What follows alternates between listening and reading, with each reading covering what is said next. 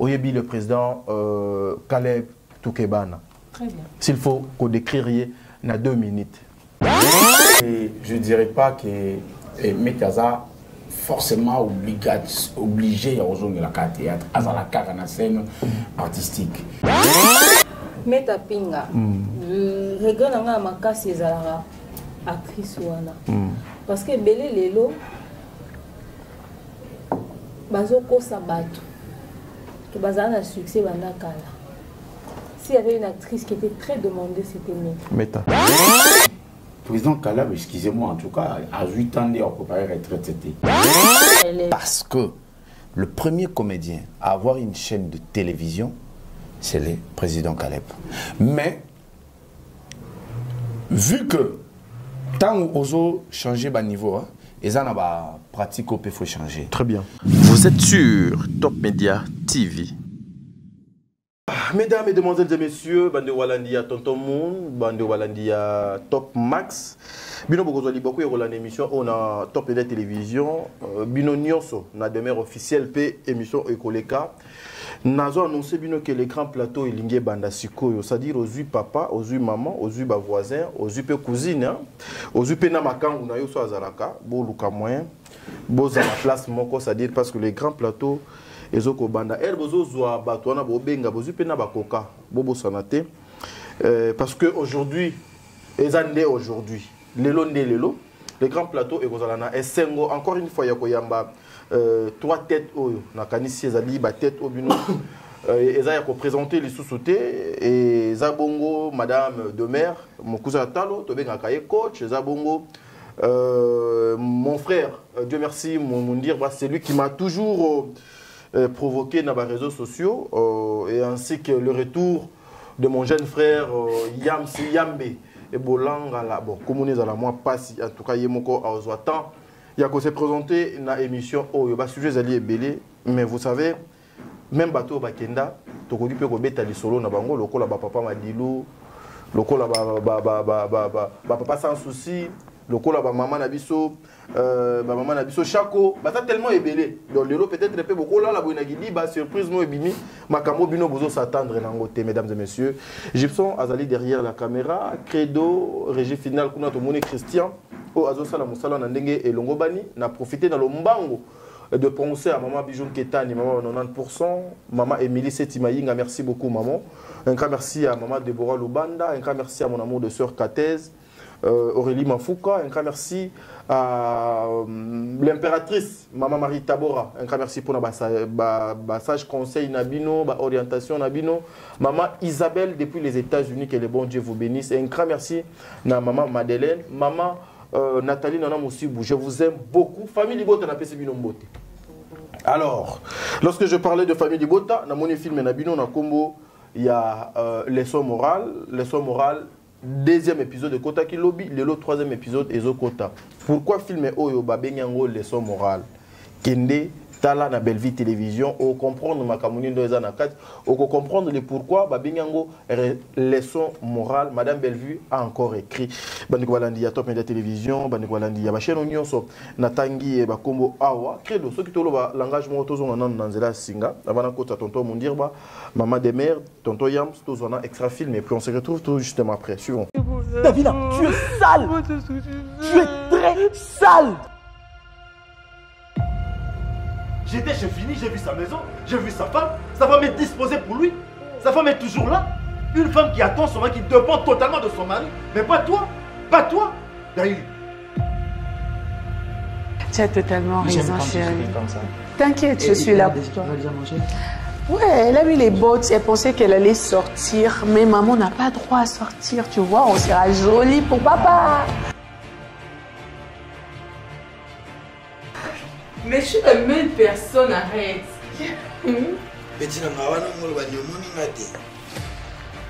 Pardon? Non, maman, je suis célibataire. Le droit de loi. Le droit de loi. Dans un pays, il y a aussi un président de la République. Et bah, un président est élu. Mais c'est moi qui ai épousé votre fille, papa. Je me rappelle que j'ai raté l'examen d'État. J'ai repris. tout ça parce qu'un jour, j'allais chuter dans tu ne travailles pas, tu vas rester à la maison parce que moi, ton homme, j'ai dépensé, je ne sais pas voir combien dans les dots. Si on a pas de éducation, Petit, ok? petit, oye bingate. Na yebi très bien au chef na Ngidi, ngidi na yo ta. Moi na pas na bino nyo. Limsa. Fais ça quand Jean Albala. Oko tika la pe moyo. Au moins de lobby ça m'a vu tu mon na yo e kangi ko bala te. Tu ne mérites pas d'être appelée femme. Une fille loquace comme ça. Maudit.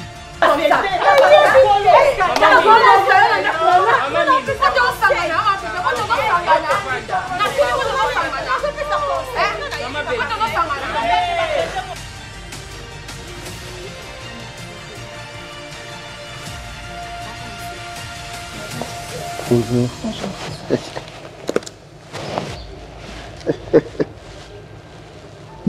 Monsieur Serge, Oui. qu'avez-vous fait? C'est toi qui poses à ton supérieur une question. Y a-t-il un problème? Tu es orgueilleux, hein, mon petit. Mais non, Attention.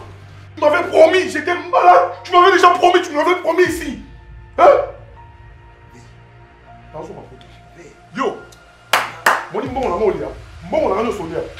Oh, tu as une belle taille, hein? Voilà. Et moi, c'est Papa Serge. Voilà ma carte. C'est privé, hein? Cher jeune, ma déception est grande. C'est moi qui veux faire ce genre d'histoire? Ici, chez moi, dans ma maison? Ce qu'il y a? Tu es ce que j'ai toujours cherché. Tu vois, je transpire à cause de tout ça. Ce que mon cœur a toujours désiré. Motama et l'amour. Motama et l'amour. Papa cher. Motama et l'amour. Voilà, mesdames et messieurs, nous sommes de retour. Berthe Kondembongo propre, l'infirmier clinicien depuis Montréal, au Canada. Un grand merci à vous. Hein. Un grand merci aussi. Mafouka Aurélie. Merci. Vous êtes tellement ébélé. Nangamouya Rissi. Nakanisi. Nzambe Azwalokumo. Maître Alnod Ipo Mangouba. C'est-à-dire maître Oka. Dieu merci mon Dieu. Bonjour. Bonjour à toi, Tadingalapa. Bonjour à ma soeur Demer Nyangi et à mon frère Yamsi Yambe. Bonjour à toute la communauté congolaise. Bonjour à toute la famille Libota. Bonjour à Madame Belvi Kandi, Melinda Kandi. Bonjour à Maman Marie Tabora. L'impératrice, il faut battre ça, l'impératrice Marie L'impératrice et bonjour à Maman Iguette. Et puis, Zela, pardon. Napeso Maloba, Bobo Limbisa. Une minute de silence pour la maman Charlie Bozio. Ma Charlie Bozio, ça dit maman Charlie Bozio. Ah, ma Charlie. Des mères, comme ça peut Maloba, pas maman Maliane. Papa Caviar, sponsor sans produit. Donc ça dit beaucoup quoi. Eh mon année. Attends, là, demain, elle est à son plateau. Vas-y mon ami. Pour ta pote, t'es mal comme moi, non, elle est à la carte. Non mais plateau, ma beza, c'est tout beau à bon. Mais Assali moi pas. Je vais vous annoncer Assali quand même moi pas. Ah bon Ibaki, Tadingala pas, Assali quand même moi pas. Kolobapé les gars mingit. Merci beaucoup. Ah je te salue. La place aux alliés. Ah, ça va. Je salue aussi Maman Charlie. Et voilà, je salue tout le monde qui est sur le plateau. Bah, technicien Nabiso, pourquoi pas Lélo, Credo, Najibson Yagaga. Donc voilà. Najibson Yagaga. C'est bon. Yo, faut le moment ça là. Voilà, Yamsi Yambe, bonjour. Ah, bonjour Tadine Alapa, bonjour Nalando, tu vois, tu as tellement ébélé, merci beaucoup à Credo. On a bien comme mais bon. Parce que c'est très important qu'on voit là. Le mot n'est pas Gibson, Moulier, Yamale Sama. Donc je te salue en tout cas, Petit Nabiso. Yamale Sama tout. Et en tout cas, il sait comment s'engager avec ça. Merci beaucoup. J'ai pensé d'ailleurs à Bengayo. Bon, Mais apparemment, s'il vous plaît, comme étape s'il vous plaît. S'il vous plaît, moi tolérance. Ça quand même la patience, mon cher. Zala moi tolérance, s'il vous plaît. Zala moi s'il vous plaît. S'il vous plaît, justement Zala lobanga mon je suis le patron de cette émission, OK? Lui Miaza. Pour de bon mais capé bo charanga ina moi sécurité. Na lobi boye to banda émission bongoté, calm down. Il est là, il est là, c'est bon. Naza déjà penatos à le deux pieds sur terre. Allons-y. Ah, en tout cas, il a pas signé. Maître Arnaud, je te salue. Maman Diasonama. S'il vous plaît. Moi, tolérance. Mais on lobby aux obéis tamatolo par rapport à il y a un problème. Il y a une jolie thé. D'abord, il y a Sylvie, une jolie thé. Maman, papa Arnaud, pour bon appétit, en tout cas, merci beaucoup. Ça l'a bien. Omega Nganga. Mettre Arnaud à côté de Libango, mais il faut à Libango, à Bango, à Ndengabisson, à Canada. Maman Albertine Diasonama, merci beaucoup. En tout cas, ça me va droit au cœur. Merci beaucoup à Maman Émilie Setimaïnga, Orphelinat Vida. Kinzola 49, route principale qui est sous Mikolo, visa, avant Matakuna, donc ça a moins de 10 000 ans déjà, au foot à Poko Takuna, qui est sous Neige qui t'a côté Kuna. Merci beaucoup. Naïkota France, la moni la maman chéra moi si, et Londres, la moni la maman chéra moi si, maman Claudine Bokato là, maman José Goussadisu. Il y a Sylvine Jolie Nyango Nango, il y a Losako. Yes. Voilà. Bandala no, il y a Sylvine Snapango. Il y a Sylvine Jolie Nyango Nango, il y a Losako. Il y a Bakola Kaonga. Pic Lady, maman Malewa, je te salue. Maman Londres Mbote Nabino. Maman Madrid Nalingi Bino Mingi, non, ça m'appelle Nabino. La France, non, mona. Maman père France Bazali. En tout cas, on appelle Sibino Mboti. Maman Charlie Boz, on appelle ça que des Mboti. Nous sommes en Belgique. Non, mon maman Mitadina. Maman Lini. Je te salue, ma Mitadina. Oh, tonton, Nalingayo Mingi. N'éclate d'où en France. Je te salue. Kota qui ça, na égoto. Je n'ai ma biala, je te salue, ma sœur. Omega Nganga, Mukongo, ma bobo pete. Je te salue. S'il vous plaît, s'il vous plaît, s'il vous plaît, s'il vous plaît. Non, opposé.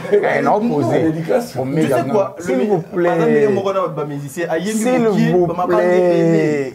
Au bout d'une minute, tu vas pas la bouée. Tu vas pas la sorte de 1 minute. 50 minutes, c'est ma babanga. Omega, c'est le boy. Il y a un moment où on s'en a quitté Nivoana. Omega Nganga, Mukongo, Maboko, peut-être je te salue. Docteur Emilia Akram, je te salue. Merci beaucoup. Nous avons tout Balingarabiso, Maître Bloc. Nous avons Mikolo Toyota. Maître Bloc, en tout cas, vous avez besoin de tout Kanawa Toyota et Bongé soit forme. Qui est né dans 6 périodes, entre la deuxième porte et la première porte, mais ce qu'il y a à traiter à Moutoura qui toko et la pan qui est Maître Bloc Toyota Zawana à Hollande. En tout cas, merci beaucoup. Moi, c'est mon co-katikata Mibali. De mer. Moi, je suis un Kobalandi à Grand Plateau, je suis un apprécié Rabiso, je suis un Rabiso, je suis une famille qui est Mobimba. Biso à Tosanga Nissou Longo pour marteler sur ma brutale culture. Pendant ce temps, quand on a besoin aussi que l'énergie pèse là. Et tant que l'énergie pèse là, les autres soutien là. Alors, tout comme il y a souka ya mbula, to c'est ça qui bino mbula mobimba. To zubino qui n'a kati na biso. To zubino ba entreprise na tant capture rapide ba papa oya ba carton ba soso na banda. Ezala le souté. Alors, biso tolobi bino bolinga biso mingi c'est que joyeux Noël to nouvelle bo sala yango et ozala sans problème. Maintenant bo ta plateau bo bi nani bo tindela na Noël na bonani na nani bo pesa mba moko. Alors pourquoi mutuna ba procéder à ta date na plateau awa ezali na bato o ba ko tindela na bato meso ba ko tindela te. Ya na mutu moko ba tindela mba moko ya nouvelle. Pour ya zala na makamba Noël te. Ah, mukolo fête à Noël. Aza pe na bana o ba fêter Noël. Ah OK. OK. Donc voilà, moi te na maman Maliane 3w.com. Maman Maliane mi ko na comprendre ta dina yo te. La seule vérité. Na olingana na retourner quand même après. Na maman Maliane a salué nini. Il a dans le cadre de Noël to nini. Agna son contrat 2025.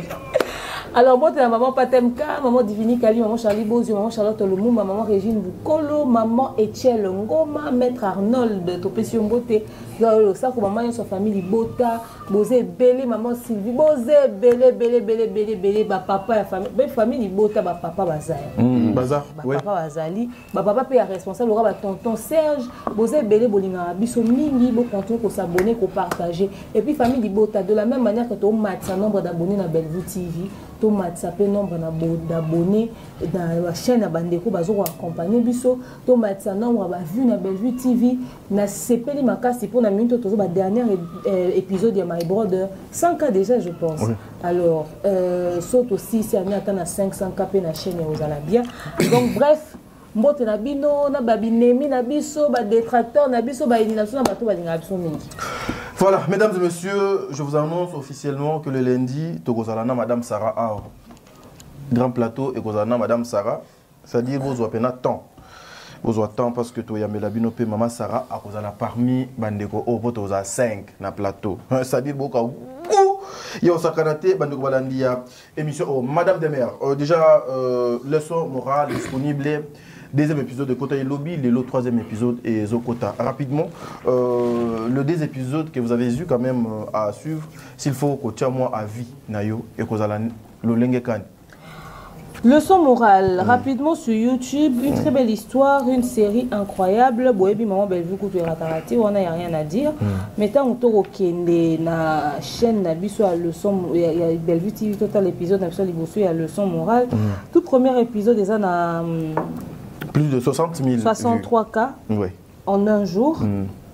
Deuxième épisode est à 36 cas en 20 heures. En tout cas, famille Libota to chuté. Très bien. To chuté, to bakisa, to matisa, to matisa, to matisa, to matisa. Et puis énergie, to tchara nanta ba film total rappé ambiance à tournage bongo, total rappé ba teaser bongo, total rappé ba présentation ba acteur bongo, total aka vraiment et au sala bien, n'est-ce pas? Donc bref, leçon morale, vu jusque-là, ils en ont assez mingi, tout le cadeau renforcé. Sinon, c'est une très belle histoire. Est-ce que le mobile pas pour et la moi aussi au sale? Les problématiques les autres à la traiter, pas même problématique les autres à la traiter, problématique majeure les lots. Parce qu'après ma cambo au Balthazar à Sali, n'a pas de bureau et au comme appelle un problème pour un mibal et belé ba accordé bassin à bango les sous travail.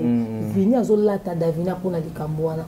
Alors dans l'ingénieur film aussi il c'est là on peut analyse. Très bien, comme d'habitude. Comparer réaction parce que film ça l'a tourné avant à faire Balthazar. Donc comparer réaction à Vini na davina, na phénomène na réaction ba mibal au bakuta qui bassin à bango na Balthazar attitude nini bazaki nango. Est-ce que ekozala torozon aleti na la vieille époque té? Donc voilà, moi ça cause en bas diplôme ma licence à saline pété zo ça la ba devoir pour ba yango ya solo biso ba ya quartier ne ba sala biso ba devoir na ba famille belé, c'est ça pas été le cas pour moi pour ba parents na ba tanga ko na tanga mais ba famille so ezaki maman sikomi musika té na classe abali avant bana bando bana ba 15 ans 16 ans. Alors ce qui fait que yo ya quartier mto sungo na devoir to ozati à papa ko ya. Et il y a au moins la bande que maman en français malongate pour y qui peut-être pas moi ba mon 15 ans na ko yango pas bana. Alors les autres places il y a classe na vie à moi si impact nango ils peut servir na nini quand la vie de couple na e topé na musala na société. Très bien. Yamsi Yambe bolanga là. Ouais. Bololo Nkemi. Bololo Nkemi. Zo bandenga. Dans 30 secondes, le film est déjà disponible. Tes impressions déjà par rapport il y a des épisodes? Vraiment, je dirais pas trop. Juste Koïb Sabatouba qui est dans la Bellevue Télévision. L'autre a plus de 300 et quelques mille abonnés. Quelque chose de dur pour la communauté congolaise en tout cas. Ils ont au moins madame pas qui est dans la Bellevue Télévision, pas consommer film. Où ils allaient dans le Congo, il y a les leçons morales. Et puis tout ça, l'analyse vraiment bien dans le film ici. Là. Dieu merci mon Dieu. Je pense que l'épisode déjà est continuité. Toi, l'épisode à Dibosso, Naomi Balé. Je n'aurais pas beaucoup commenté par rapport à ce que déjà coach a dit, mais j'aimerais donner aussi mon angle de vue par rapport à cette situation. Il y a Vini. Vous avez Nakala déjà la femme avait cette difficulté. Il y a qu'au accord et à mobile pour qu'il ça là. Pour des raisons oyo, to vivre sikoyo. C'est justement parce que l'homme a peur. Et l'homme, en fait, la société va créer un principe en fonction de la situation où on vivrait. Sur base de ça, au monde, mibali lelo, ba komi ko zongela. Le lingue à société kala, à comme on bala, banga moi si, agine musala, il n'y a pas que musala. Avec l'UN de Gonabiso Patrick Albumbashi, qu'on venait d'enterrer depuis avant-hier, ou Faki après Bitumba ya coach nae na moi si nae, et Mobali. C'est un grand sujet, ça aussi. Hein? Ouais. Mobali, a commis sous Sukobanga, moi c'est Kende. Sport, donc il y a tout ça. En fait, le peu de femmes, au moins, mailler les alliés. Mailler les combats qui s'appelle loyauté envers les partenaires Nabango pour sauver cette situation. Sinon, Tobanota la moi si sera bimi. De fois moi utilisé mon bas des ara. Les gars mususu aibiki atana lobby et échanger té. Donc au moins mon bas mususu comment considérer na moi si au azane na ndaku à moi considérer on dirait bakabola kai. Très bien. Donc voilà. La question nazo lingana tuna justement kana makambo bandeko balobi. Moi si azali ime moto na makila na mai lokolo benga. Est-ce que il faut kange kaka na kati ya kazi lokolo mbwa lokolo nyama de peur que so tiki libanda akeko sala bosoto. Tonton mondir balobi yango bien. La conscience les kinyonso. Aujourd'hui même on a peur même nous les autres de chercher il y a une femme qui travaille parce que la majorité de personnes même nanzela ya musala na ye azwa musala mususu eleki musala wana nanzela ya sport nanzela ka juste ya moi babilo mo donc c'est comme si le femme bande kwa basi misusu balinga kate ba tikele bango moi espace mo boso tikele ka moi espace aibi eza malamu te to changer biza les coach ba obsèque ya papa na biso Pico tika kibiso depuis mekolo utaki oleka cette semaine. Et là qui enterrement naïe. Pensez-vous que l'artiste était honoré par rapport à Aaron naïe? En tout cas, par rapport à ce qu'il a donné, la théâtre, ah oui. Il a été honoré, pas à la hauteur de ce qu'on aurait pu espérer, mais quand même, c'était pas moi non plus. Les liés, une indignité que le ministère de la Culture s'impliquait assez. Ok, budget moi et bimi na kaleza qui comédie à coufi budget bimi ba yole la comédie ba tindi ba loso na ba famille ba ko soni la loso famille boy ko cotiser mbongo matanga ko ba bike ba wa okundela et tant on peut ba zo appelle sous ba récupérer sous pourcentage na mbongo ba ekuna kuna okundela ba bimi puis quoi a été honoré. Merci à la DSOB, merci à ma comédienne. Nous sommes en prison, on a pu voir comment est-ce que le président de la DSOB était inconsolable dans la morgue à cinquantenaire. On avait encore besoin de lui. Moi, je pense qu'on doit profiter de chaque moment présent pour toujours partager na bateau. Tout l'inga bateau ya solo, tous à la vraie na bateau, tous se soutenir, tous se protéger, tous assister s'il le faut, tous se rendre visite parce que la mort ne prévient pas. Ah oui. Dernièrement, semaine passée, dans qui s'en tonton Mora Koufi, tonton Nazara chauffeur, Abimi, Ake Moussala Zaki en parfaite santé. Azon nanda walali na tongo balamuki azo la mukate bakene à l'hôpital balaki mobembe. Alors ceux qui makamabo nous au coma souvent neti boyeto ginde ko saga mignon patiri biso.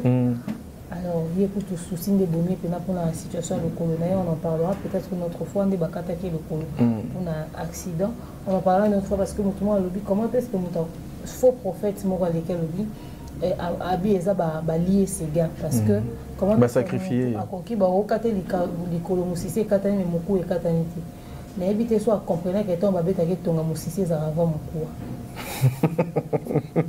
na ebite musisi ni za likolo ya muku atuni et pas comprendre que elo e kataki eza par choc donc so e kataki makasi donc e kata pe musisi pour par choc des alwa pe gilet ozomona. C'est-à-dire que les faux prophètes ont dit que la famille ont assisté à l'orphelinat, tout ça. Enfin bref, il faut enseigner que nous devons nous assister, nous devons vraiment nous aimer parce que la mort ne prévient pas. Très bien. Dieu merci mon Dieu. Ouais, moi je pense que Pico, en tant qu'artiste, la cérémonie pour un artiste comédien, corps et qui n'a place des artistes, nous sommes respectés. Et puis généralement, les lots morgues où ils ont quand même un niveau, ils ont VIP, ils ont cinquantenaire, donc corps naïe, ils ont Kikuna. Je pense que peut-être que Tobanda ils ont il fallait sur le plan médiatique. Mais surtout, la cérémonie, en tout cas, Esobe, c'est quelqu'un de très influent dans l'association d'artistes comédiens. Très bien. Donc, ils ont respecté Banzela en Agnoson. Parlant de Séguin, moi, je pense que dans Minitoyo, Bandeko, il faut vraiment attendre le discours on a besoin de tenir, vraiment de compatir Makasina Jibé Piana. Pourquoi je dis ça? Ça, c'est la deuxième fois à vivre la situation. Jibé a perdu son frère, Gaz Piana. Et ça qui a pris accident, a aussi ça, doctorat en médecine, a ça l'accident, a eu un choc dans Liboko, et ça a vers boulevard Triomphal Sika. Il n'a pas pu supporter ce choc. Gaspiana Koufabongo, stress et consort. Donc je pense que c'est une deuxième fois à perdre mon tour dans presque même circonstances. Donc c'est naturel. Je pense que tant on a passé dans ce hôpital, moi je pense que les cas qui sont dans mon tour par crainte, on a vécu avec Gaspiana la même situation. Si ça arrivait encore. Donc voilà. Bolangala. Ouais, en tout cas, moi je dirais condoléances dans la famille Tiwakoufeli. C'est la vie, c'est comme ça. D'ailleurs, moi-même, je suis éprouvé, j'avais perdu ma grand-mère. Ah, mais ça, c'est condoléances. La maman de ma grand-mère, la maman de ma mère, donc voilà. Sincère condoléances dans la famille. Tout. Moi, je crois que Nathalie Kiango, il m'a cassé au Kenematanga, il a picoté. Il avait mortuaire, j'avais vu comment c'était organisé la nuit. Et le matin, je crois que ma caméraman a toujours la vidéo totale. Tout le monde qui est. Pas grande personne, il y a théâtre Bazakiwana, et puis il s'est impliqué dans le problème, il y a un pico, bon. Pas si ça va, il y a tout à l'heure, on avait dans la voiture, est-ce que, pas si vous avez qu'il y a un souci, mais un souci, il y a une déjà au paiement. Ça n'est tranquille, parce que ça donc paix à son âme. Et c'est bien mignon, bon, paix à son âme aussi. On peut se réveiller aujourd'hui pour ne pas. Revenir à la maison pour dormir, se réveiller demain. On a l'habitude merci. Donc voilà. Mais j'aimerais préciser une chose, je suis en tout cas très proche de la famille Kimbukusu. Ce matin, quand on a eu qui s'envoie, j'ai directement appelé Emmanuel. Ah ok. J'ai directement appelé Emmanuel. Il m'a précisé parce que dans Komela qui Etienne, il y a Eti Kimbukusu, il n'était pas en ligne. Nabengi Mobiki Siambanzalemba, c'est lui, il s'appelle Emmanuel Kimbukusu. Il m'a dit la famille était très choquée tant que mon en tout cas tout ce qui avait bleu raboé. Dakumoda est en bonne santé, Azam même pas dans dispensaire à coin. Donc tout ce qui a raboé. Il y a un moment où pourquoi tant on va commis directement dans l'outil facilement dans les réseaux sociaux pour on a habité le même quartier et j'ai trouvé chez l'un de ses frères que c'était faux et j'ai pris la capture, j'ai mis sur mes réseaux sociaux. Très bien. Ah oui. C'est toujours comme ça. Il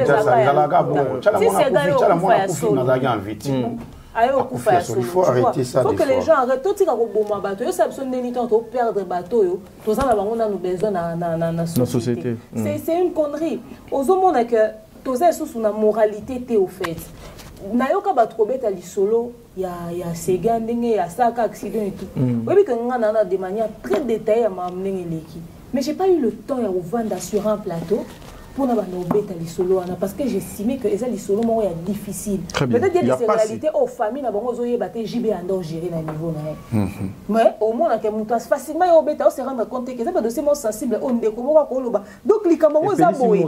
Et surtout que yo soko lingo pese lengo baxi mu ya réseaux sociaux pour batu ba yo ka somo batala surtout na batako petiaka. Je suis ma famille belé. Alors batouba na limite. Na mon page moko est comique. JB Asundola qui Séguin abandonné tala. JB bandi na Séguin banda les camps accident bandi na clinique Diamant.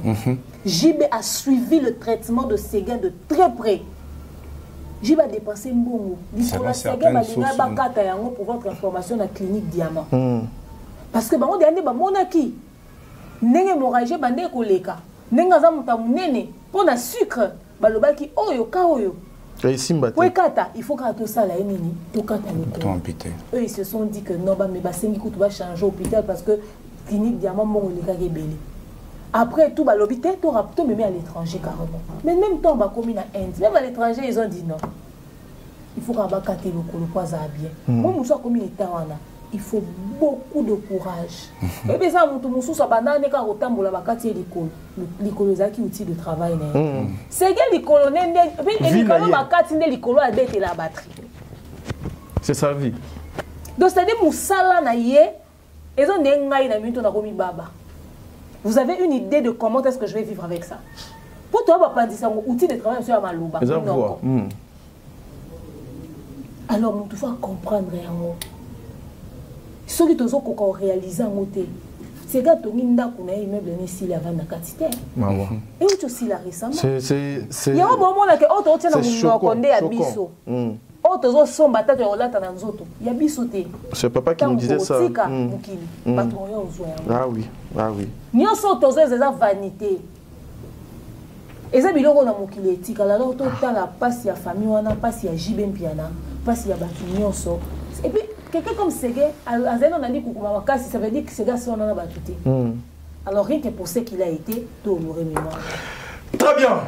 Rubrique Nabiso et Bandia ou ba comédie bo bozwa maboko bo fungola na kotobe na téléphone wa ça dit boka ça dit boka quoi ba comédien rubrique na biso to fungola ngwa lelo en tout cas excusez-moi je vais inviter monsieur Caleb l'artiste Caleb Caleb Toukebana. Mon président désolé vous êtes voulu aujourd'hui Awa. Nous avons pensé à vous.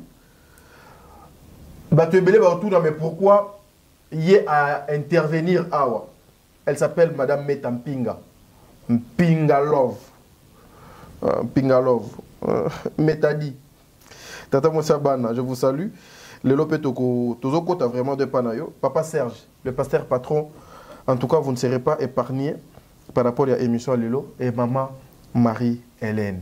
Bazali ba 4 artiste ya mboka Congo oyo l'écran plateau a sélectionné les lotos kota na critique na bango yango na lobaki président Caleb Toukebana, maman Metampinga, papa Serge le pasteur patron, maman Marie-Hélène. En tout cas aujourd'hui to kota na musala na bino to kota na banda kuna bino sans invitation, acceptez-nous comme ça et nous avons bien dit na précisé en bien.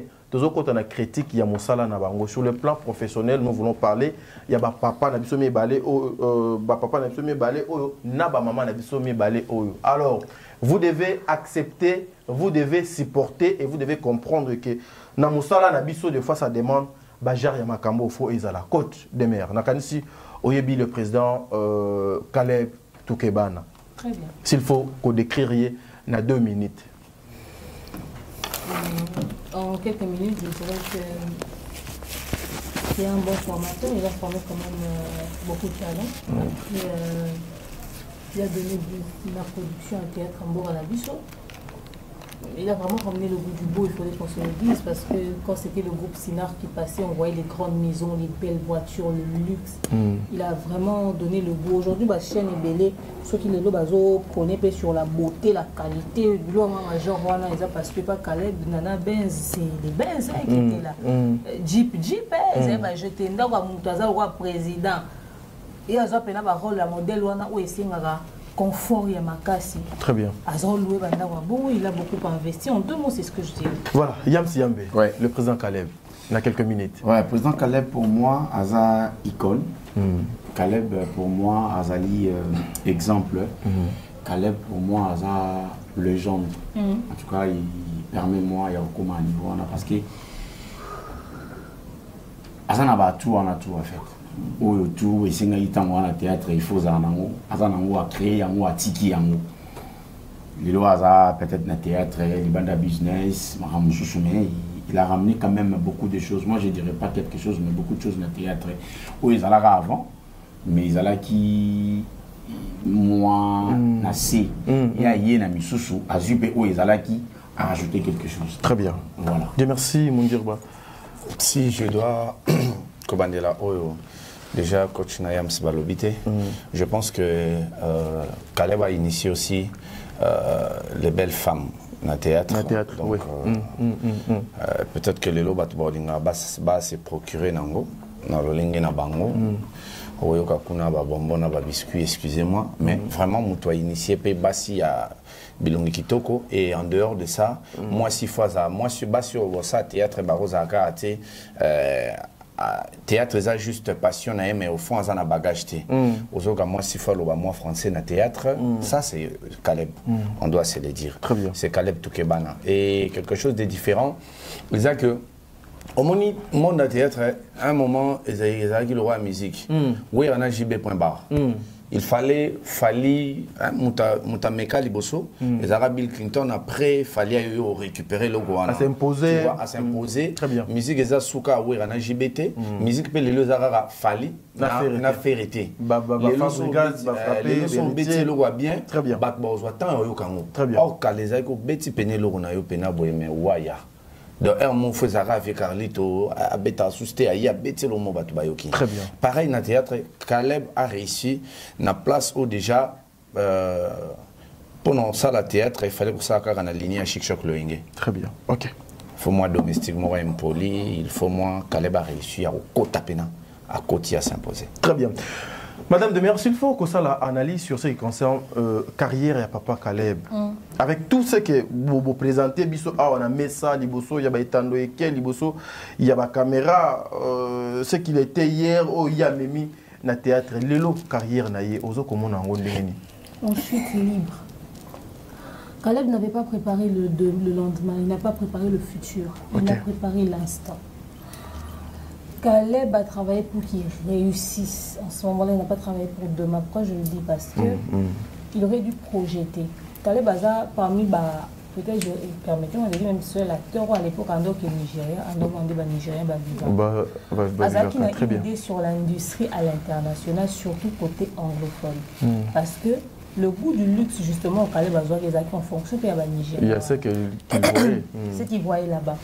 Alors, il aurait dû projeter, donc se projeter dans le temps. Savoir qu'il y aura certainement une évolution. Ok. Alors, je dois me préserver, je dois préparer le futur, je dois. Caleb Assa Babilo au Mongo, à mon goût, excusez-moi, inutile par moment, mais il le faisait. À l'époque, Rosa a 3 ans, pas Caleb pour jouer, mais laisse tomber. Hein. Donc il faut pas valider au nan. Ma blazer il m'a rebattu dans la coupe Sinark. C'est facile. Chef Ortine donc ils sont mêlés coca ma pêche au bon côté. Pendant que ça m'a na Sinark té. Et ça m'a coupe théâtre belé. Oh mutu azo le ka ba ancien o ya ba yaya théâtre ba mikolo ba zombe tabale qui ba blazer à bon. Au moins président moko bo kabele mingi après décider ko tia ta figuration. So so moni que moi poste moi rôle no jouer. Ba to ba CP nango. Mais si on va comme obligé à moi mingi, très bien. Et puis bazaki deux fois moi on soit sika mais ba PC place à jouer avant mon à bandaka. Peut-être parce que ça pour se présenter un de belle femme. Attends jouer ça non pendant ma casse c'était belle femme, autant nous là et tout ça va donner à la caméra. Alors ba privilégier wana. Très bien. Est-ce que Caleb a non côté ba acteur né ba jeune et prière. Ça va prière, ça va cure d'âme, moi j'étais choquée. Oui, c'est que Nayoka en repère. Nayoka et moi, on a des rebelles, je me disais, mais c'est pas une église. Il a l'intention de faire quoi? Caleb nous a ramené sur un délire, comment on m'a dit, moi, mais je ne sais pas où est-ce que c'est passé. Les ça Aïmbarati. Aïmbaro. Artiste et acteur, comédien, et tout ça. Il y avait beaucoup de points quand même qui étaient assez inutiles. Il n'était pas concentré sur l'essentiel. Après, il n'a pas su gérer ceux qui l'ont aidé à créer cette structure, cette plateforme. Sinark est comme parmi ma grande maison de production, Lélo. Oui, Lélo, oui. Parmi ma grande maison de production, il fallait aussi citer Sinark. Mais Lélo, Sinark, par contre, sa film, il a YouTube, laisse tomber. Hein. Il a eu des conflits qui sont venus sur les réseaux sociaux qui ont touché à son image. Ils n'ont pas su gérer quelques petits points et tout ça. Nous sommes quand même, moi, si je vois les gars à l'Obara, que bakenda jouer ba wela ngani sur loni ba kuma niveau que ba jouer pour foutre même bon atambusi onanu éviter et tout acteur bazo sous ba cacher convenablement mususu azana contrat se retrouver na panneau sans être informé, c'est dire toutes ces choses là ne l'ont pas aidé dans son image. Aujourd'hui, quand on parle de Caleb, on ne parlera jamais du présent, on parlera du passé. Très bien. Il aurait dû projeter toutes ces choses. Pourquoi je dis ceci? À tous ceux qui sont en train de se lancer dans l'industrie, ne pensez pas aujourd'hui, pensez à demain. Entourez-vous des connaisseurs dans ce domaine. Il y a un moment dans même l'église, un comptable.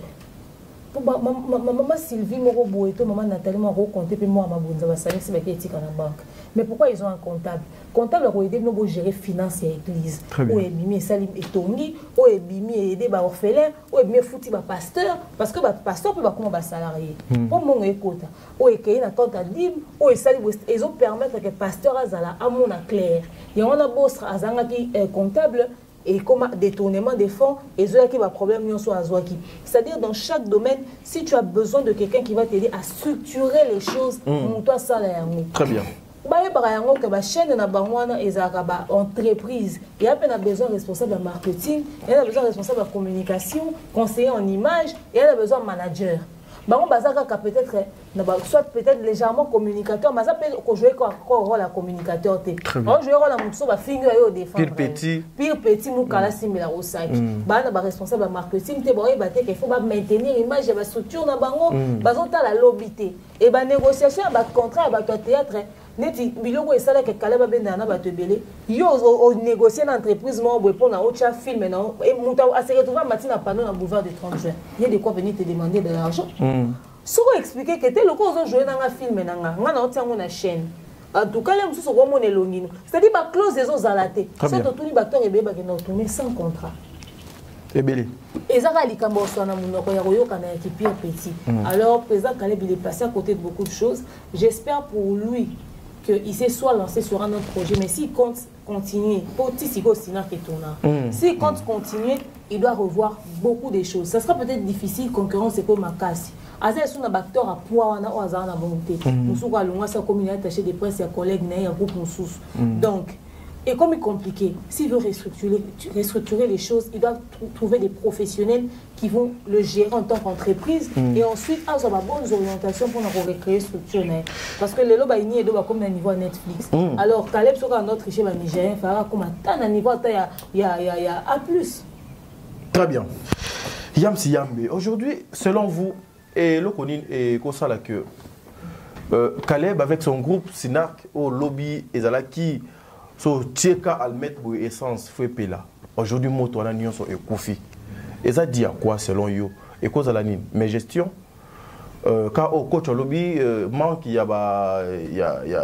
a makamusus ou ba préparer qui lobité pour le lot to tomber na shit au tozo kenina yango bien t'as dit au moni na âge mon sous et ça la rabiso déjà au mona que tant on a 17 à 18 ans encore ça dans la cabine facilement.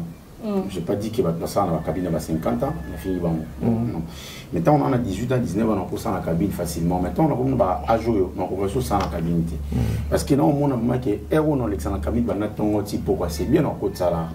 Mais je suis dans la on a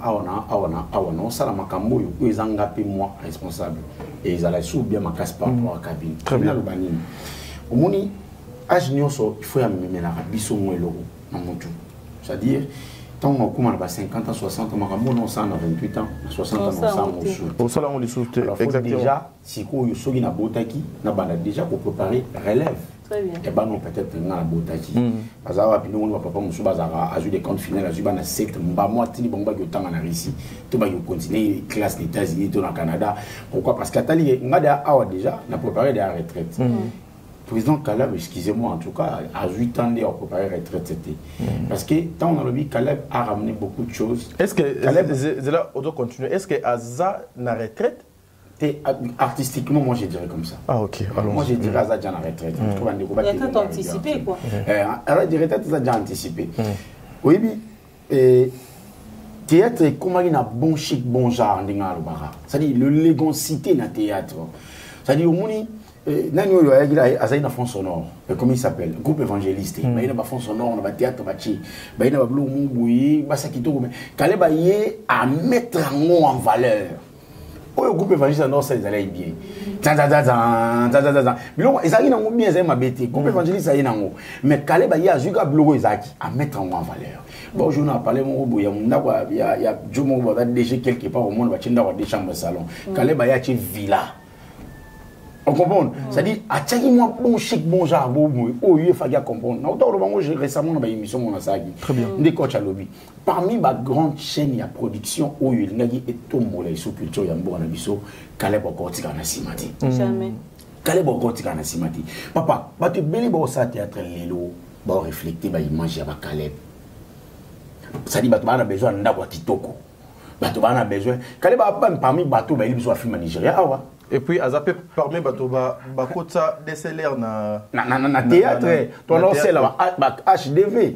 A8, caméra, on va casser des archives pour dire, acteur, qui n'a pas pour dire, pour moi, théâtre, 8 épisodes, mais t'as pas cassé des bébés. Pour comédien, qui n'a pas dit un mot, à botter les producteurs, pour passer les mots, à passer les cassettes, vous voyez, à passer les tournages à 40 jours.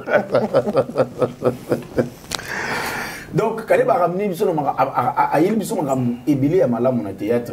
Or, Lélo, théâtre fait signe merci. Mais théâtre, il faut merci de plus. Ce qui n'est pas à la scène à théâtre.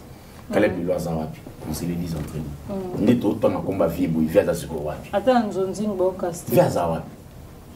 Vers Azawapi. Soit la divine à Rosa, soit dans la poto, soit dans la palais. Azo, les canaux, la télévision. Vieux Yemoro, Abané, Tika. Génération et soit place sans le savoir. Oui, il va filmer Belé pas venir biso Caleb Sénarque télévision. Viens me t'accommoder monter. Tant où y a commaté. A chaque ba nani oyuye a ola tsabango lignée ya Sénarque yango yo beaucoup mayango a ola ndela bango ala lu. Nulle part. Mais tout le monde, Madame Belleville, soit qu'on va filmer, toi orienté, bah, on va travailler. Au monde, on va filmer.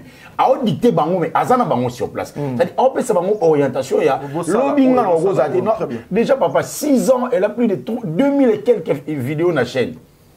C'est-à-dire, après un moment, elle va se fatiguer. Il y a moins de préparer relève Oyo, bah, aux alabas, comment. Après un moment, au monde, on a 10 films de côté dans Belleville télévision. Bon, tirer attention, tout le monde il y a Madame Belvité, il y a M. Siana, il y a M. Sylvie Eseka, il y a M. Maria. Voilà. Mais le président Caleb a préparé qui relève na SNARC en fait. Il n'a pas préparé relève na SNARC. Il s'en a dit ma bête, Louis Azan Moutolanga vient dans Johnny Sali a commis combien de films autres qui ont été bêtis. Junior coordonnateur peut-être à comment va filmer mais est-ce que toi comment on va tout une abisso on comprend est-ce que toi comment on va tout une abisso bah tu vas jouer qu'on acteur nini ya Sénarque siko à part auto zakana bango il y a le toyebi la rock parce que zakana naba nana benza azalaka pe sérieux on a déjà toyebi Junior toyebi Louis à part bango toyebi Venapso Julien azalaka et puis le groupe c'est pas mis bomiez années. Après ça, la visibilité, dans un groupe de personnes, bah ça a casting, te on est qu'à porter à poids bah film. Bah nous sommes basés jouer qu'à le quoi bah figurant. Ce qui fait que bah on a nous sommes basés à porter poids bah Charlie. Quand on va créer si quoi bah on peut faire visibilité, bah on soit relève te. Et ça dit on a belle TV Zara. Ce qui n'a bah tiens qu'à Tegra, bah tiens qu'à Daïli, bah tiens qu'à bonne na tête d'affiche total la film. Pourquoi bah jouer capé bah rôle phare. Très bien. Mais il y a un groupe de personnes qui préparé relève. TV préparé relève. Et ça, nous va Sylvie déjà bon jouer. Les gens qui ont là voyager, Sylvie on jouer. Au moins on a filmé Billy, Madame Belleville. Pour ne pas dire qu'il y a Madame Belleville, on peut parler de Dinana. Dinana la c'est bien, mais Dinana ont forcé. Mais apparemment, il y a président Caleb Netezaka. Dinana. On a film qualité image de roi Snap. Alors on dit que tu as kunate. C'est pas famille ces enfants rebelles là ouais. On dirait. Comment communicatrice ya collègue groupe Moussous. Pourtant ça comme colonel. Il y a déjà ta production. Il y a Tikala Kota bateau va sexara. Rien à voir. Rien à voir. On peut évoluer. Ils ont engagé. D'abord, Donc, Dinana va parmi les défendre le président Caleb. Par contre, peut-être que ça la promotion madame Dinana, le rôle actrice congolaise. Mais bande konaï ba outine na Sina qu'il faut pas jouer relève on comprend que au va défendre Moussissa Sina. Très bien. Même président Caleb il faut soutenir Dinana. Donc président Caleb on ça l'émission de l'obik bana na ngaba tiki na minute okasi. Muto ça te sili. To bosse le président le monsieur Obertiki. Molongo. Molongo. Donc le président Caleb waka na mwana Moko Dinana oh donc ça censé Mama Sanka. Mama Sanka. Mais yobe ogefa na gana poto biso awa Sanka to fetete. Abi oziana no ba fete style po bato ba bota te ba osengi mbongo. Mais depuis to bandi yo kaka. Non, depuis c'est bon. Papa tu l'as dit ma question pour les gars pardon. Merci mon dire. Selon vous le président Caleb aujourd'hui c'est un regret. Il y a koleka na beta ponion so bouti kotombola awa pour asuka place au Tosuki. Bon, je pense que nous avons Nandambo Kochalobi, Ndambo Yamsalobi. Après, il y a ici parce qu'ils ont dit Makambo Belé.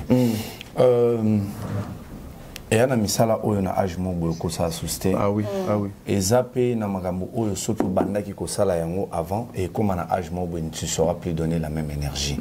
C'est-à-dire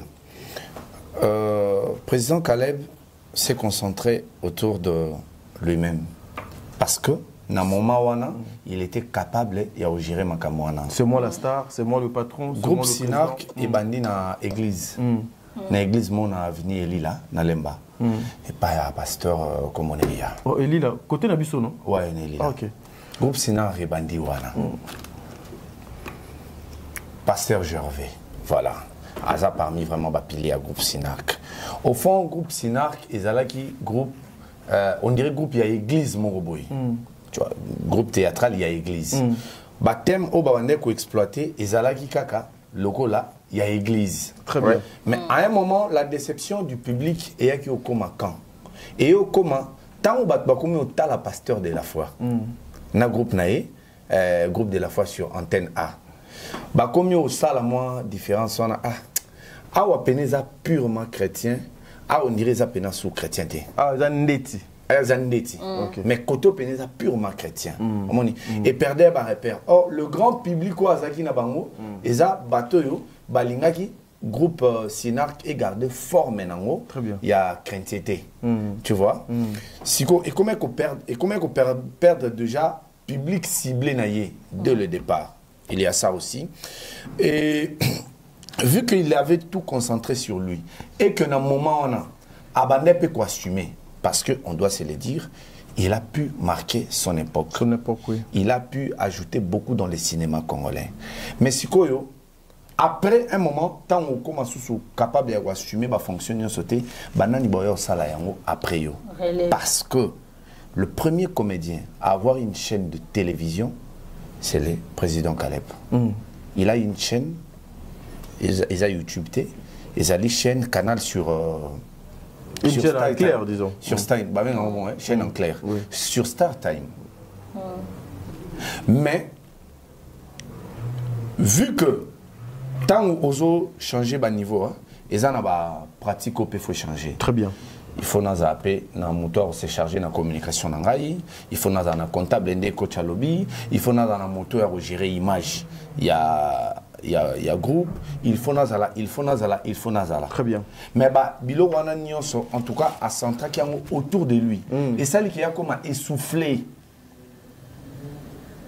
Parce que tant aux agi na mwana moko, oza capable ya rolobaki avant nabima na ozo soin ya mwana. Mais tant on comme na bango 10. À un moment, on a besoin d'un mouton secondaire. Très bien. Domestique, to ba cousin, to ba petite soeur, mon frère nandaku. Parce que yo mo koko ça dans moitié. Très bien. Plus président Caleb Abanda Mata, azokoma na ba investissement belé parce qu'avant, faut se le dire, on a diffusé sur RTGA. Après, on a RTGA a comment diffusé la deuxième chaîne, ezaki chaîne Mogoya. Au comme déjà na charge, il y a faut payer sa vidéo na ba chaîne Mibale. Ba charge mati. mais nous sommes centrés autour de toi. Très bien. Au long yana ayo bak sa chaîne YouTube et bandaki bien et sa responsabilité sous ces mati au gérer au moko à long yana ayo bakisa truc chaîne ya télévision. Très bien. Azo gérer moko. Dire que à préparer qui relève T, moi je pense que peut-être que Torokyo Loba Mabe, mais relève à préparer qui peut-être que Bazagi na hauteur yaye mon côté. Parce que si Bazagi na hauteur yaye, Balinga va remonter Makambo Belé. Est-ce que le chef est belé gros appel sur responsabilité, mais ça on peut se monter dans ça juste à d'autres talents dans musique. On peut ils ont dit à foutre le minerva mais pose à ma classe. Donc na mon quoi émission X chose Mathieu on a ma condition justement pour payer sa forme et le roi. Très bien. Bon, coach, Oebi, naina beta, moi de ma solo moko oyo peut-être naebi. Tango ngai na sombi DSLR, c'était en 2000. Ouais, c'était sur un contrat, j'étais sur un contrat à production mon boy. On fallait réunir Batebele parmi biloko wana parmi ba condition nga na senga ba sombelanga appareil wana. Tango yi président Caleb Atinda ba en fait, tant que garçon mon boy à l'époque, bon, lui DSLR $150, $200 la journée. Garçon mon boy, Azana, caméra DSLR. Atindi, Basomba DSLR. Mais peut-être les techniciens au faux basel, on va prêter. Et ça, pareil. Tant qu'on a une chaîne à télévision, il a vu qu'il y avait une chaîne PSTV qui a été créée quand on a Star Time, où il y a contenu qu'à théâtre. Après, Star Time a eu ses contrats. Mais est-ce que y a déjà assez préparé, assez outillé qui de façon que quand j'ai une chaîne de télévision, est-ce qu'elle aura quoi assumer ma responsabilité pour gérer ma programme nango. Très bien. Il y a aussi ça. Pourquoi? Parce que la chaîne on a PSTV, théâtre phare, les Arabes, président Caleb, groupe Ayams, na groupe il y a LBG. Il y a un groupe Jorvi après. Donc, 4 groupes, on a des à théâtre phare. Mais le groupe est pesé, les collabs, c'est ça qui est le groupe est présent Caleb. Très bien. À mon niveau, c'est bien. Les opportunités, c'est bon. Et les côtes, ça là, c'est bon. Mais est-ce qu'il y avait une équipe? Est-ce qu'il y a été des achats pour peser les collabs à responsabilité? Déjà, oui. Il y a ça aussi. Très bien. Voilà, merci beaucoup. Madame de Maire, Dieu merci, mon dire, tonton Yams, tu as le débat à Awa. Selon vous, aujourd'hui, après avoir Oignon Sobino Bolobi, peut-être que le président Caleb pouvait tomber sur cette vidéo. Qu'est-ce que vous pouvez proposer dans la grande maison? Il y a production Oyo, il y a Sinark télévision Oyo et PC Batu Belé Gou, il y a aussi la paix théâtre et le cola les canissi. Oyo et Koki aurait monté encore une fois machine wana na vitesse ya malam.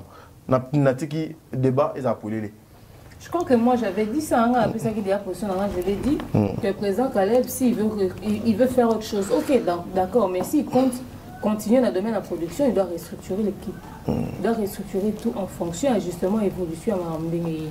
Parce que tu ne peux pas voir 100 000 abonnés sur ta chaîne et puis tant au côté de la vidéo, ça va 300, 500 vues en un jour, ça va 5, 2K, donc c'est anormal.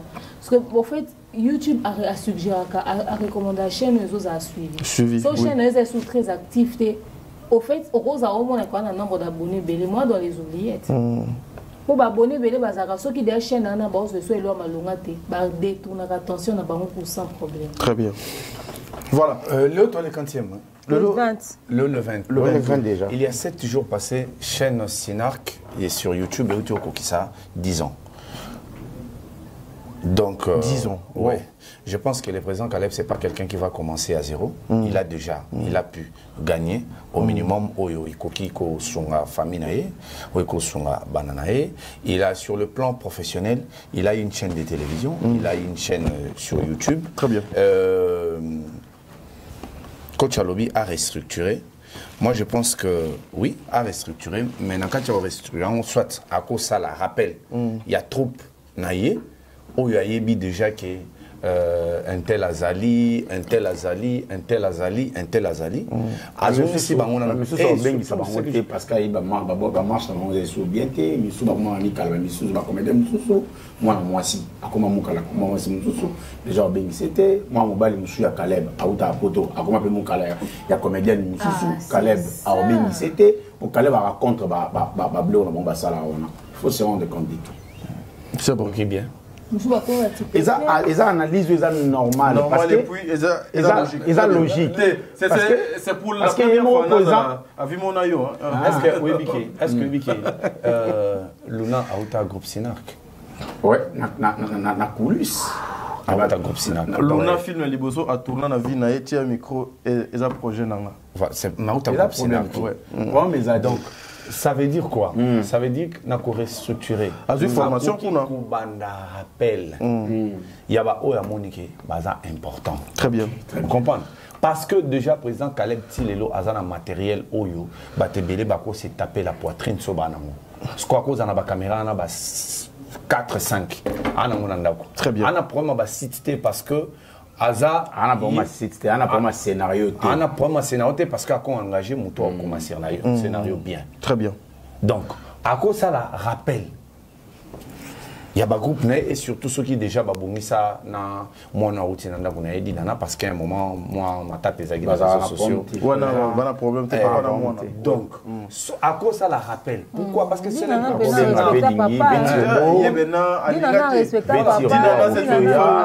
Dinana c'est une fille madame Dinana azongi papa dingizoyo tirmo azali ba Freddy Pereira l'équipe technique. Quoi salon on a toujours entendu mais groupe en fait descente il y a groupe Sénat peut ça les chutes à acteur na ebele oui très bien donc on va revenir sur Yango na kanti na ba numéro acteur ba faire ebele ni ba kota pe na moi bêtise ba perda ba rappeur trop sur les cas ba on c'est ça pour un acteur ebele ba perda ba rappeur et puis dit nana kutu à Sibiro ba tout sous parce que Dinana déjà à défendre le président Caleb Lelo et ça capable outil Sinark. Nana Benz Dinana Zalati. Parce que groupe théâtre c'est ça na qui ça Dinana Zalati. Bato ba ko défendre le Sinark ba comment défendre ba comédien Moussous. Il y a groupe Moussous. Il y a groupe Moussous. Il est comédien voilà âge moko mais comment défendre comédien Azaya. Mais quand même mais on a passé d'accord raison. Pour citer, président Caleb a autour de sa film Moro Mokili Makambo et Kotilelo. Voilà. Baghetala, voilà. Maman Sanka, merci. Voilà. Mesdames et messieurs, tous les cas pas Madame Meta, Nakansi, Dieu merci, mon dire, cette fois-ci, non, Banda et Panayo, tous allez un peu moins trop, pas bref, mais au moins. Tous les gens pena moins le lengue moins ya koyano là. Madame Meta Mpinga. Oyo Asali succès et belé na théâtre mais aujourd'hui apparemment justement après départ ya maman Meta na poto après son mariage après kozala maman bana ndeti et longoli moi et lo mongo par rapport à la carrière ya madame Meta Mpinga. Bon et longoli loko oui je pense que Lelo, on doit se le dire, ma priorité n'a pas changé. Priorité n'a pas. Je pense que Lelo, avoir Narota Lamrambo Zoleka, priorité n'est pas sous théâtre. Priorité n'est c'est plus peut-être son foyer, sa vie privée, parce que Meta Bandi Théâtre, Meta Pinga Bandi Théâtre, trop jeune. Trop jeune, oui. Il a beaucoup donné. Oui. Cette réalité, ça existe. So talibien, acteur au Babandara, Penza, Kotourne, Banamikié. À un moment où on a so landeli au monde ata non Schwarzenegger au monde bandara pena trop jeune te acteur ba bandara bana mikie so tali même ba Kevin hein comment il s'appelle encore oh ya maman j'ai raté l'avion. Très bien. À un moment après le succès à Salima Ramnion soit gossa là parce que succès peut soit peut-être plus de 10-15 ans et tika la ka se maintenir kaku il a fallu pour pesaka montrer rare. Après 10 ans, Azar se maintenir, Mazara a succès, très bien. À un moment, il commence à déjà succès, au ticket juste Azar se maintenir. Mais je pense qu'à ça, la sketch avec Leader Amissi. Pas mal et puis Batubaleka Batala na bango. Lelo, on doit se le dire, il est toujours dans la corporation, il est très peu visible parce que moi je me dis. Au regard de choses, ma priorité n'a pas changé. Théâtre, benza les sous priorité n'a été. Parce que J'ai eu l'occasion de diriger parmi les derniers projets à Comédien Belé. Une fois déjà, tout cela, j'ai vraiment tout tourné. Tant que aussi ça, j'ai eu un tournage à aucun aéroport pour qu'il y ait poteau. Ça fait pratiquement tout tourner. Mais il faut aussi ça, à part les lots, les sous parce que demain, je voyage. Très bien. Tournage, tournage, 4 h du matin à lobby. Film en titre qui dilemme film on a dirigé boye Azara Moisi à Massassi Kabamba. Très bien. Donc en fait à un moment on dirait théâtre et ça qui est moi c'est coup c'est belé on dirait vie de couple besoin à vie de couple et comment on soit désir à vie de couple comment on soit les déçus sur vie professionnelle. Très bien. Yam Siambe, pensez-vous qu'aujourd'hui après exploit, il y a Madame Metampinga na théâtre. Aujourd'hui, des fois, peut aller un peu une aperçu na secteur théâtral du Congo. Et quand il y a malam où nous sommes en train de perdre au moins bateau au lobby, il faut le banner. Babando tanga bango, bazo mona bango na scène. Déjà, il faut un film à Karachika. Et ça là, je sais pas, Koufa Karachika. Ayokana esoute Azali ndeti sia kenda Azali akufate Azali au moins qu'il s'est trompé parce que longtemps on a vidéo il y a pas trop longtemps et film à Karachi qui ça la succès Tilelo et Tika le rôle à repère mais il est artiste à se focaliser dans la même chose. Moi je dirais pas que Metaza forcément obligé à rejoindre la théâtre à la carte en scène artistique on dit le vélo moni et vie il y a auto na vie na bisa ça c'est des moroti et là on a aux amours ça n'a pas l'air femme de ménage peut-être na faudrait $100 $150 pour $50 pour na ba tâche à aménager mais nana ko kipile peut-être metabana ta déjà je crois pas que argent et la théâtre complètement les taux zélés on a aux zélés et ça sous bon côté parce qu'il y a comme des gens na ba tâche il faut remplir il faut comme les obligations comme les devoirs il faut aller de la bana, il faut aller de la paire à Damaki, il faut aller de la Magamba Palais. Donc déjà, il vous a moins difficile et surtout que place à Zakuna et ils ont des mon habitude. Ah ouais, non, on a mon cassé, n'a pas aïda madame. Donc on a sauvé mon cassé. À la fin, il faut le libérer pour il faut ça mais tu as tourné film le roi dilemme déjà mais tu as tourné film Belé tu film Mwana Koko surtout Mwana Koko Beta et Tikala lelo batu bakana ngona image na mutu nana ba film meta ebele na mutu oyo même meta azali suna sente à chaque fois na bando raisonner ba film wana na bando raisonner moi meta a jouer film moi sous moi ça Luka na Simba et ça là son succès ma casse na bossa comme ba film bref c'est une bonne actrice. Mais ça rappelle-moi tout au théâtre. Et ça là est bien. Très bien. Parce que, bien évidemment, que les images, hier, les paroles s'envolent, les écritures restent. Aujourd'hui, en parlement, les paroles s'envolent, les vidéos restent. Donc, ça sera mieux que Atiga sous la vidéo. Ou Atiga peut dans mon qui était, mais à continuer Atiga la vidéo et qu'on servir bananaï, le but de l'objet ça m'a besoin de ça à ta précaire. Très bien. Maman Demer, pour nous tous on est la macabre. Tonton Yams n'a mon dire baba lobité. Selon vous, la génération, il y a maman Meta. Nani a ça la succès koleka maman Meta. Pelelo succès ngodo ezaka. Meta pinga. Regarde nga makasi ezalaka actrice wana. Parce que belé lelo bazoko sabato. Que bazana a succès banda kala. S'il y avait une actrice qui était très demandée, c'était Meta. Meta, oui. Ouais. S'il y avait une actrice dans le groupe Simba qui était très sollicitée, c'était Meta. Meta. Parmi les rôles phares à banda aux Angate. Et maman Nani Léanda aussi, hein, si je ne m'abuse pas. Parce que la génération Moro. Non. La génération après. Maman Léanda, il y a la génération si la Bissalou. La génération Kasson. Non. Il y a après Meta. Oui, c'est après Meta. Ok.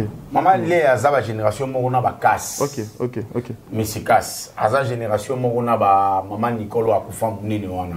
La génération Moro, juste après ma papa chef. Na groupe Simba, maman Léa bayi, ne bayi na ba sœur. Groupe Simba bani na 97. Ouais. Irsil Pechanga na 99. Donc c'est que on presque la même génération. Maman Demer. Et en tout cas, une chose est sûre, est que parmi les actrices les plus sollicitées, c'était... À l'époque, c'était Meta. Meta jouait parmi les films, il y avait un grand titre. Aujourd'hui, le film année, il y a une référence. Surtout que les bateaux, ils ont soi-disant star. Ils ont un film en référence sur la Meta. Théâté. Théâté. Bazara bato moko obi bato asepela na kokata mangala bandakala. Neti mama kalunga badando sepela ngando kata mangala. Papa vidéo etc. C'est-à-dire c'est pas parce que on sepela ngando kata mangala que ça veut dire kozaki vraiment genre na succès sur ndengeni. La preuve quand na kalawana ba joie pe na banzonzi nyonso tuté. Mais Meta zaki parmi les plus sollicités pe na nzonzi. Aujourd'hui, Meta à Zoa recule parce que Poto a voyagé, tout ça. Alors, ceux qui mettent à Zarati Lelo, je suis sûr que Bélé Bangeba Lubande va au Lubati. Meta Zaki parmi bateaux va transmettre les sur les réelles émotions. Il y a un moment où on a fait pleurer. Et Zala na bateau va transmettre les réelles émotions. Moi, je suis Banda jouer la carrière naïe. Banda chaîne ya ba papa na biso Air Zahir. Et ça va chaîne on a Télé Zahir. Non, Liboso, Télé Zahir ou bien RTZ. Télé Zahir. RTZ. RTZ déjà en sigle. Oui, abréviation. C'est quoi Banda Kunda na Télé Zahir. Atika lo bisama ya misu tetile. C'est quoi le andaya. On ça besoin. Non mais qu'elle soit bactère. Le andaya a transmettre biso émotion mo mais ta ping a transmettre biso émotion mo bon. Ma belle vie va transmettre biso d'émotion. Ba yersil péchant. Bato na tangeli wana. OK na pensé. Baza bato ya solo hein. OK na pensé na. Yo fa vanda. Bato na tangeli wana ba bato bazaki. Soki opesi rôle nyonso osala mais na bato mosusu ba joueur à lokolo moko. Il faut agitation kaka. Et ça qui me reçoit. Et si ka ba rôle calme reçoit. A okokate. A opesa biso ndenge longo bani te. Il faut moi ça pasteur à Mobulu. Il faut nani Maman moi Gérard Bachel. Maman moi Gérard Bachel. Voilà. Maman musique numéro 1. Maman musique numéro 1. On meta te. On met ya songi songi hein. On va songi songi. Kasi. T'as dit meta dans ba que meta za parmi ba ko ba tout ba transmettre ba réelles émotions. Ba tout va transmettre en monter parce que le col baza le col moko. Ozomona. Très bien. Alors ngana regrettera perte ya da mwana la scène na biso. Aujourd'hui meta sera zongi, c'est vrai que il faudrait essayer d'adaptation, mais bon, on a fait oui, bagaga leader à Miss, mais on les a niveau métaté. Méta, c'était des vraies scènes en fait. C'était des réelles émotions. Bagaga leader à Miss, c'est là, juste ces gars, bah monnaie les sous vite fait, qui a zali quoi. Mais méta sur scène. Méta sur scène qui met ta production, Nassio Batobé va se remettre en question. Très bien. Nous sommes souvent talentueux pas gagner mingi na film, film ya oganga te. Est-ce que biko ko téléma na scène moko le bien logo te mo transmettre bato d'émotion. Ah, non, t'as la film il metana comment il s'appelle? Luca, metazo jouer moi ça Luca voyager à qui basali crash comme un pilote. Même sur histoire en etika na mutu balonga antenne abaki Congo web et pas Chabani Record. Et tikalanga na mutu donc namona ondire basala bolimo mona metana lukondiriza ya solo ah meta zonga ko ya cité grâce nous la temi na scène ben informé que na my border que belle za maman na ta le kamu ya grâce admis un homme alobaki c'est vraiment ko kawa uti na kati ya passe Nico le belé bo pour ça banda pe théâtre na télé Zahir. Banda pe théâtre pe kalapé. Na télé Zahir. Oko translate en côté, oko pesa en côté, azan en côté. Alors acteur à modèle wana oyo question ko ba swana za moins sérieux, za moins sérieux. On se va ça, on va ça la boye, on va ça boye, on mona que et aussi péchanga azaki kande na malchance moko bo.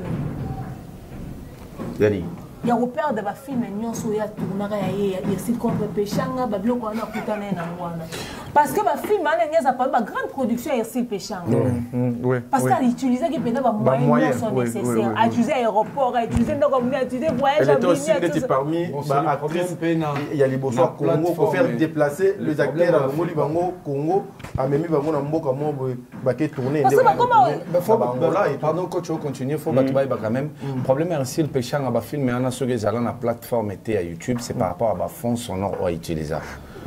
a utilisé ouais ba film ana nyonso a utilisé ba fond sonore il y a la musique il y a battu il y a droit d'auteur donc tant a chango tant a bandi yango kaka tie yango mbamo ba déclara yango retira ba film ana nyonso mais s'il y a une possibilité à foutre ba droit d'auteur wana s'il y a une possibilité, na montage ici m'a sousté parce que bon perdre dialogue et belé chez qui sousté et ça sousté donc tourner qui film mais si ici ba bimisi très bien ba bungi ça ba ébauche nyos donc problème n'est ça rien wana mais peut-être comment organiser que azana succès ma salane donc peut-être na plateforme mususu ndé à quoi se retrouver soit il faut signer que fout ba droit à bateau. Donc, au fait, bref, il y a des acteurs qui nous ont vraiment bercé et il y a des acteurs qui nous manquent sur scène. Très bien. Le rôle là-bas, mais le metaping à soi, Zongi, ils ont un peu fierté pour Nabiso. Parce que moi, si on a parmi les icônes, on va jouer Penza et solo. Très bien. On a joué qui Moussala, le roi Moussala. On a joué qui a une boutique. Il y a un bonbon, on va jouer. Aza quand on c'était boutique du quartier, t'as encore besoin sika pena ya musa des sika pena ya kopeza. Et soit forma bana, anga former biso la séductrice, anga former biso l'actrice professionnelle, le roi ba tegra. Bozo moi maman belle zo misa biso ba tegra, bozo moi maman belle zo misa biso ba acteur à solo en fait. C'est-à-dire tegra yemo quoi jouer na My Dog a pesio somo bangi mbwa. Lelo comme okuta na mboa swanzo zo banga parce que tegra transmettre que émotion au banga mboa. Très bien. Tegra jouer un poli moi na maman Marie-Hélène zo informer monika nga bala, c'est-à-dire moi même politesse so ba maman ba tumusu ba na ba scène ba okati ya mangala wana. Tegra zana. C'est-à-dire tegra yemo ko jouer qui meta botanda lelisi biso na My Brother. C'est-à-dire moi na zo banga okanzonda sana cancer à nu sango ya solo. So moi mukelo kwa tegra. Mais on a sali plus de 20 ans de carrière. Allez la rater. À transmettre l'émotion. Mazo transmettre l'émotion. Ma maman ba les gars na ba télé zaï. Abani na télé zaï. Tu na télé zaï tu na RTNC. Alors na RTNC aïe qui papa pati tengesa na personne. Aïe groupe Simba. Aïe makamnyos. On a neno pesa wa détail. Allez-y comprendre. Moi que le roi Tegra a encore joué qui muto munoko ya mangala a joué qui met à pinga qui belle vie qui dit nana qui insiste a joué bino tout parce que talibino mais bino bana bino ba ko jouer batum souté na bino mo ba jouer bino té donc c'est difficile na biso ndenge ça te met taping à salo zongo tourner ta 3 films kaka va délai belé ici là. Très bien. Mesdames et messieurs, vous avez parlé Nalandi. En tout cas, je suis très ému. Éco les kaka na grand plateau awa. Nous prenons le temps pour na papa na maman na biso ya acteur pour na kosala musala na ndenge c'est mon ami Zali pour na longue place là. Non mais je peux finir avec ça. On a comme contraint na mes marchages, nous sommes assumés en attendant. Ce que je me sens dans mon assiette. Très bien. Aujourd'hui, tu déplorer Oyo et entourer Maman Meta, tu déplorer Oyo et entourer le président Caleb, te proposer la piste, il y a la solution par rapport, il y a réclamation au bisopeto sali pour la monsala na bango. Mais aujourd'hui, nous avons encore des acteurs au bazo sala et belé. Les acteurs au bazo sala et belé au lobby, peut-être basala quitté le coup là papa Serge. Papa Serge, pasteur patron, aujourd'hui presque dans le groupe Nyonso, dans la maison de production Nyonso, il y a théâtre, il faut Papa Serge à intervenir. Qu'est-ce que vous pouvez penser dans Fongoli débat awa et pas il y a Papa Serge en même temps na maman Nabiso Marie-Hélène. Na Fongoli débat maman Demerto Banango donc pas na yo poto lukamoto salango bien. Oui, maman Marie-Hélène une des très bonnes actrices d'ailleurs, qui maman na ko nuna na ya zo jouer ka zo transmettre l'émotion. Baninga génération ya journaliste makasi ba olila ki mais yi aolinda. Très bien. Maman Marie-Hélène soka za na scène ko kati. Maman Marie-Hélène j'aime sa façon de parler avec la douceur. Et puis ça continue mon thème maman aux hommes. Donc, par rapport à âge, à combien de avancer? Oui, par rapport à âge, mais la scène à Zana. La scène à Zana, nous, quand jeune. Parce que là, quand mon bateau va bandana naïf, bon, je sais pas, on va bandana la télé zaï. Maman, maman, va bandana la télé zaï. Il y a bandika dans le groupe évangéliste. Groupe évangéliste, Bagodé, il y a Gabi Kiwaka, Devos Moussoba, Kiro. Après, à Sali, le réveil de Marie-Hélène, il est à RTG, je crois, il est au moins bon. Est-ce que donc, Coronel Aouta? Ouais. Donc, maman Marie-Hélène, Aza maman moko a félicité. Et puis soit jouer, ils ont pas mis on a séparé en langue pas agitation ils ont la même rôle et agitation. On a agitation à Mayeli, il y a si tosté. Au moins on a agité dans film papa là Koufaka. Voilà. Telle agitation, au moins agitation mais il y a maturité. Il y a maturité. Voilà. Attends, jouer pas dans Katanda quoi agité. On va y autant de boîte. Au moins attends, jouer dans quoi bato agitation à ma belle. Mais attends la Katanda, jouer pas bato agitation, maman Marie-Hélène a s'agit. Agitation, c'est ni qui a bien. En tout cas, bravo maman Marie-Hélène, on rendre biso fier.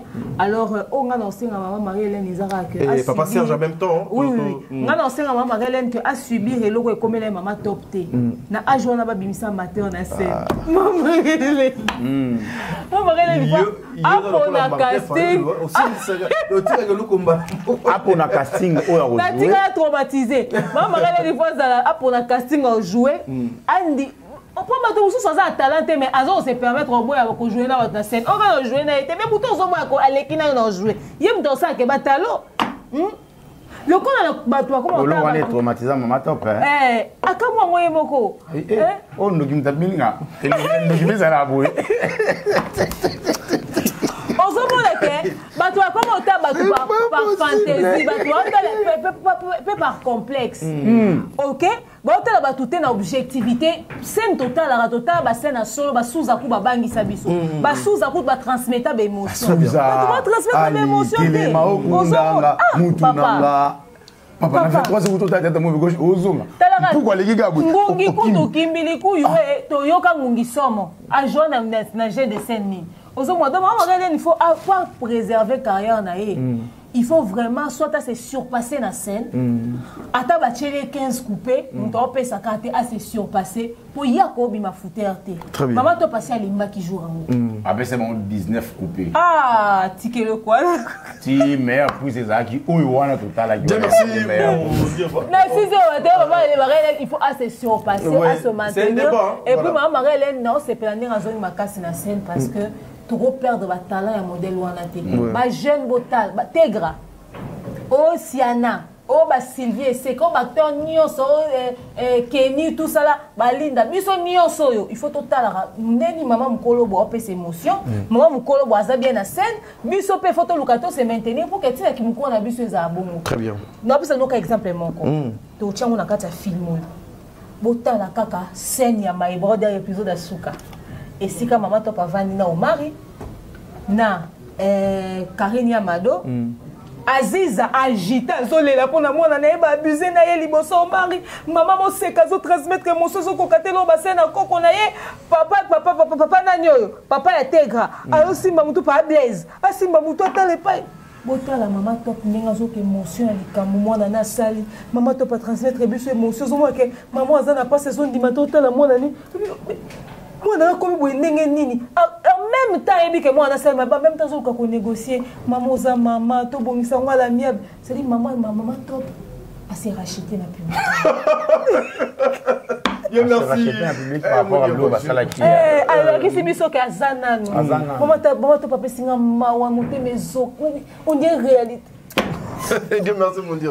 Nous avons encore Papa Serge qui est vraiment... Oui, Papa Serge, lui d'ailleurs, il n'y a rien à dire. Donc, rien à dire sur Papa Serge. Le vieux, félicitations. Azan en macasse. Hey, tu vois ça, il y a un film. Pour tomber dans... Papa Serge, je peux que les paroles, bon, personne n'a pas de voiture, on a scène. Pour opposer à qui qu'on a. 23 prises. Papa Serge, je crois qu'il y a même, il y a des femmes qui ont quand même macasse dans le film. Papa Serge, Penza, bon, il y a un monté, mon papa. Papa Serge, en tout cas, ça qui est fort. Mais il faut te battre le talent. Dieu merci mon Dieu. On a raté. Je dois tout cas. Bon, pour maman Marie-Hélène, Aza parmi les figures pour permettre l'équilibre. Parce que, si nous sommes Mikolo Bazate, Mboka Anita Moussamara na mabobongi. Donc ça veut dire à regarder équilibre sur le plan moral, sur le plan artistique. Ça veut dire que nous aimons œuvre nion sur zagelengi. Tant ba moni bana, ba moni ba maman bazu jouer ba maman. Et ça te bisika ba maman, bazu mona, ba forcer vraiment. sans que un maquillage proportionnel pour babimiser comme maman professionnel. Au moment casting de Moussoussou au tali au lobby vraiment c'est impossible il y a qu'à jouer maman mais c'est par manque nous moni bâti comme maman to par bon par manque il y a savoir to par manque il y a maman moi disponible donc ba figure le roi ba maman Marie-Hélène et ça ba figure il faut vraiment to battre la yango ezala pour équilibre ezala on a lobby sur le plan artistique sur le plan moral omoni tant où jeunesse ba omona ba maman oyo moi si elle est bala moi si paye à pasteur déjà au dina sala biso film ya ezaka film au titre zakinini rival parfait nini rivalité parfaite bachaki na passé ya zaki mbanda ya Bianca moi ça dingizwa yo ba finalement yenda boti Bianca boti te moi na ko yesi pechaka dina na bomanga ça va servir il y a dit à ça les seuls quoi la terre ça va y a dit nini alors voilà donc tu vois par manque nous avons des situations comme ça. Peut-être qu'il y a un manque de disponibilité coach et vous appelez moto fa jouer place wana et azagité. Oui, tel que pardon pour on a complété on a assisté na tournage à maman Bellevue. Maman Bellevue souvent à Louaka appartement na pour à ça la tournage. Et comme temps oyo mutwana il fallait à jouer mutwana yé na ba caprice ka ba acteur bazala na ngobu et ça li que azui urgence mokoboui au de il faut akende pendant que yé aza déjà na tournage il fallait qu'à luka plan B mon boui à remplacer na mutu musus au dans aki on a été juste pour musala de kufate très bien allons donc ba maman Marie-Hélène sur le plan moral et allez moi tant ba lekio bazoya ba se référer pe na ba maman Marie-Hélène comment ba tali que musala oyo et on peut musala pa matin parce que quand la maman oyo na âge na oyo azo tenir pe na libala ne mais asala musala oyo il y a déjà ça très bien est-ce que maman Marie-Hélène amour azanga paye $20 $30 nanzela musala ote maman Marie-Hélène azanga ngote a omena musala oyo a se maintenir même financièrement il y a richeté mais le minimum il faut permettre à soit soigner il y a famille très bien et voilà donc maman Marie-Hélène va regarder pe équilibre et en plus comportement na bango ndepe ekopé sa bana wana en fait bana bandi misanga bande ko o bazo ya après baleki boyo sa théâtre après comportement na bango pe erozala marche à suivre tala maman na biso maman Marie-Hélène elle joue partout mais azate lelo ba moni na boutique oyo lo ba moni na boutique oyo lo ba moni na boutique oyo le roi aza bonbon tu vois donc akoki kozala kaka mais apparemment na ndenge ya mabete ce que pendant to kei pendant la logique des choses Platon ndetika moi chacun a na moi particularité na yé moi particularité na yé alors on cet exemple dans quel sens oui dit que les lots va considérer ba fille belé il y a média il y a théâtre le roi basi facile très bien basi bango baza ba bonbon il y a no ba siko tant otali vie à maman Marie-Hélène na oyo toyebi eko appelle le roi référence ya bandeko bazoya na si très bien là c'est réfléchi donc koki ko tambola le roi maman oyo mais to se maintenir pe na succès to maintenir pe na nzoto to maintenir pe na réputation to maintenir pe faut des temps belé tenelongi to maintenir donc to se maintenir vraiment tu vois si je vais parler de Papa Serge mukolo zoya na plateau tout na notre basoa uta groupe nini et ça c'est important nabosani papa mambwele kibele na mo so moi ezali osozong c'est la biso vraiment mission na toza pe na fin de l'année ouais parce que Papa Serge a servir vraiment ba production ba maison production Ebele très bien quand même toza censé toza na maîtrise ya parcours na yé ouais Papa Serge Tozo réclamer parcours na yo et ça quelque chose de bien accordé que mais bon ça c'est une émission botuni été ngabe na tuna na sala na on dirait simisé on dirait non au deko kufa awa ezale nani Mumbiri te combien de mots to kufa balelaki na bosani nani na 5 Delta Force voilà ah, t'es pas Delta Force. Papa Serge. Ah, t'es pas Delta Force. Delta Force, ça a ban l'état Cardozo. Na Cardozo, ouais. Oh, bah, où t'as pas Delta Force. Donc, Delta Force, quand tu vas au Tieming, la banzonzing, t'es au Tsake Kate, abimisi, ba Cardozo, na Papa Serge.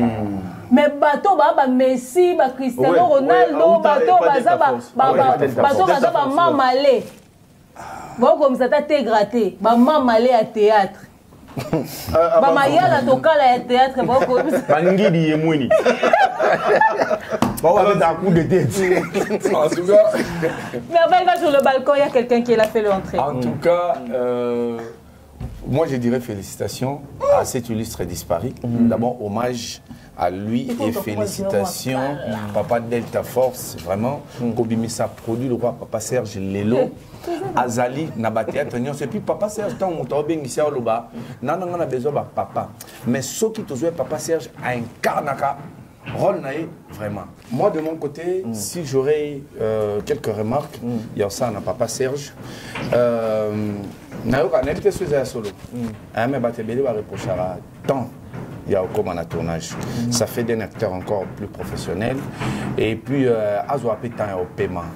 Il est présent dans beaucoup de projets. C'est bien, ils attendent à déployer énergie.